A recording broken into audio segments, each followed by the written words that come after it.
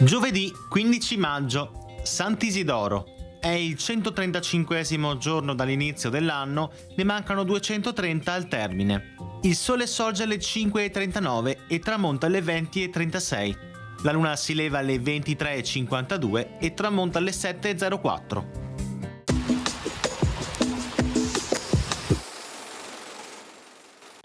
200 colpi di cannone e il suono festoso di tutte le campane della città salutano l'arrivo a Venezia del pontefice Pio VI, reduce da una difficile missione presso la corte austriaca, ove si era recato per far desistere il sovrano da una serie di riforme in materia ecclesiastica nettamente in contrasto con i canoni della Chiesa romana. Combatterò con le armi della dolcezza e della carità, aveva detto al momento della partenza.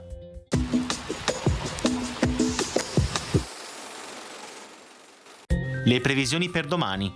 Cielo poco a tratti parzialmente nuvoloso, con spazi di sereno anche ampi e qualche fase di locali addensamenti. Possibile qualche locale fenomeno nelle primissime ore su pianure prealpi, in seguito sulle zone centro-settentrionali, generalmente modesto, a parte alcuni probabili rovesci del pomeriggio sulle zone prealpine. Limite delle nevicate sui 1900-2200 metri. Per le temperature minime, attese contenute variazioni di carattere locale. Per le massime prevale una diminuzione, specie sulle zone centro-occidentali e su quelle montane.